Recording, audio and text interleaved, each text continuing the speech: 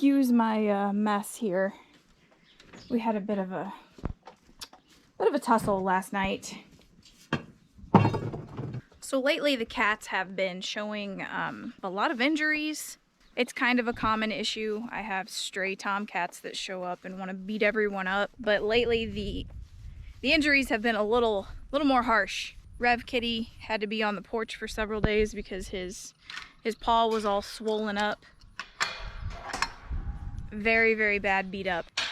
We have another kitty who has pretty much a hole in his neck because he got bit by something and it got infected. He ran off for like 3 days and came back and it was about the size of a quarter hole in his neck. It's really disgusting. That looks yucky.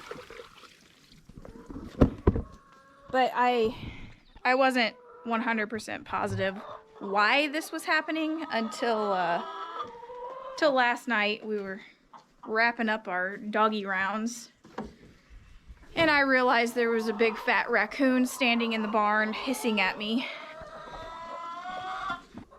So I ended up fighting 4 raccoons last night, and I don't think they'll be back, but that's just one of the things I have to deal with sometimes. So I know some people will probably frown upon the fact that those raccoons are not coming back, but I have to do what I have to do to protect my cats because they're my pets, and you know, we kind of like them, most of them, and they're not just gonna run off every time a wild animal comes into the barn. They stay in there, they try to protect their food, or just simply eat next to whatever it is, and then the fight breaks out because Brownie, you're gonna knock the camera over. Ma'am, hey, excuse me. And I pretty much witnessed that last night. There was 3 of them up on the table with one of the cats, and they were about to go at it as I walked in there, so it's not a good time.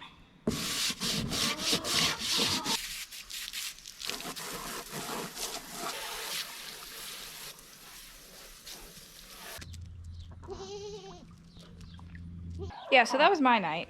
There's always something interesting going on around here. Oh, excuse me. I also managed to shock the living crap out of myself with this fence the other day. It's set up in a kind of goofy way. I know, I make things really complicated, and they shouldn't be sometimes. Anyways, you have to kind of shut one gate and hold the wire out with another. Well, I touched it to the fence as I was shutting it, and then I had my other hand up here on this latch, and I pretty much shocked myself from one arm all the way around to the other. Pretty sure I felt it in my teeth. The garden's been doing pretty good-ish, aside from this entire box.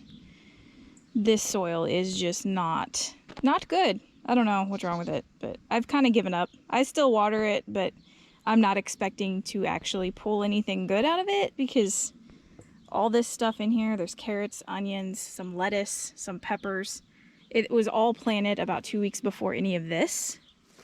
So if you can tell by the sheer size difference, this is not going well. But we do have some blooms on our little tomato plant. I'm pretty excited about this. I think these are like the big giant, like beefsteak kind of tomatoes. Miranda's got some random flowers growing in here. We've got some Indian corn in this one, and then we've got some sweet corn in this one. I actually added some rabbit poop to both of those because they just didn't look like they were growing very well. Strawberries are getting eaten by the Japanese beetles pretty badly, but they're still producing. Like, all these on the ground are doing pretty good. There's some that need pulled off, actually. I'm trying to start some more in pots here. These are actually still attached to the plant here on the ground. There's a plant here, and then these were runners that popped off, and I just kind of stuck them in pots so that they would root. These I actually cut off and just stuck in pots, and they're not doing as well because of that. But I think they're still gonna make it. Like this one's sprouting new leaves. So is this one. But it was just like this. I just simply cut them, stuck them in a pot, and hoped for the best. My potatoes are, I don't know, they're doing something. I don't know when I'm supposed to dig those up. Maybe I should look it up.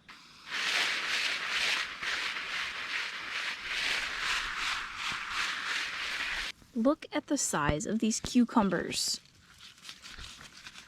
Obviously, I think I've left these on here too long. But I mean, good Lord. They are just, they're massive. It's also very wilty. Hopefully the water brings it back. All right, so my vegetables are super cool and all, but this is what I'm most excited about. I've grown sunflowers once, and they did not ever get this big. Look at these bad boys. They're huge. They're taller than the barn. Like, massively huge. There's a couple of them that are bloomed in there. That one just opened up not too long ago. They're so pretty. Look at them. Okay, let me clarify. I didn't plant those. Actually, the kids did. The kids planted those, and they did a fabulous job because they look awesome. Toby gave us a little bit of a scare a few days ago. I don't know if he got overheated or if he just was having a rough day, but he was acting very, very strange. He was just laying around, wouldn't eat, had no motivation. It was a little scary. So I'm glad he's feeling better. Oh goodness, I am sweating my booty off. Malima! Where you at? So when Molly came to us, she was redonkulously overweight last year. And the vet basically said, put her on a diet, watch her weight, all that jazz. Which we did. But this year she has actually gotten a little thinner than we want her.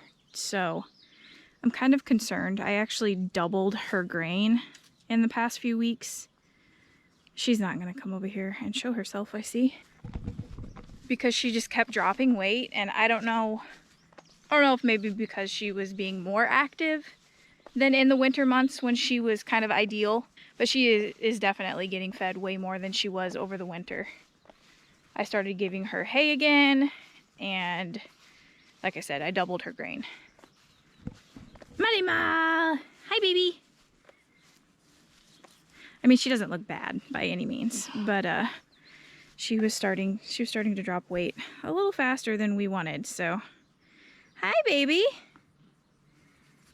We do have to kind of factor in that she does not have any top teeth in the front for pulling grass up, so with the grass all kind of dying off, it's all pretty tough, so I bet she's having a hard time grazing. I don't know. She's older too, so just have to keep an eye on her. Okay, so about a month ago, I decided I wanted my watermelons and pumpkins planted, like ASAP.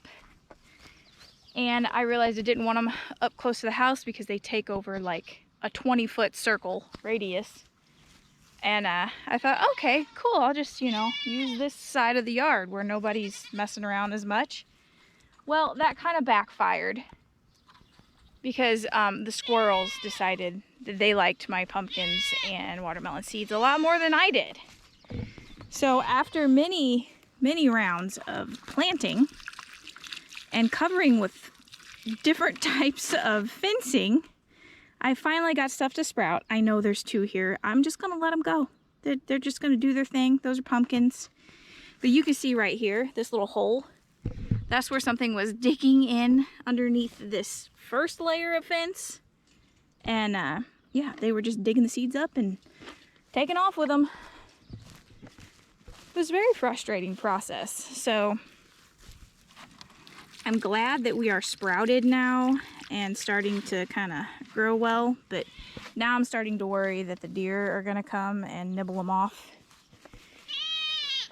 I don't know. We'll see if we actually get any watermelons and pumpkins. But so far we're looking pretty good. This is another kind of pumpkin. I don't remember what I planted, so it'll be a surprise for you and me both.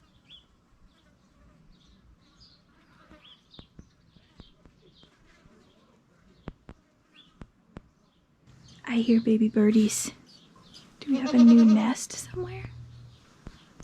Oh, yep, we do.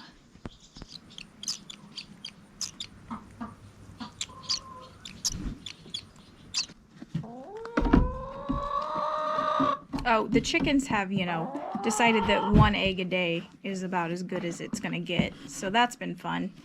I know it's probably... What are you doing, Tootsie? It's probably a lot to do with the weather, with it being so ridiculously hot. But it's kind of a bummer when you're pouring money into feed and they're not laying. But they'll get back into the swing of things when it cools off a bit. Hi. But I'm about to sweat to death, so that's going to be it for today. I hope you guys enjoyed the video, and we'll see you next time.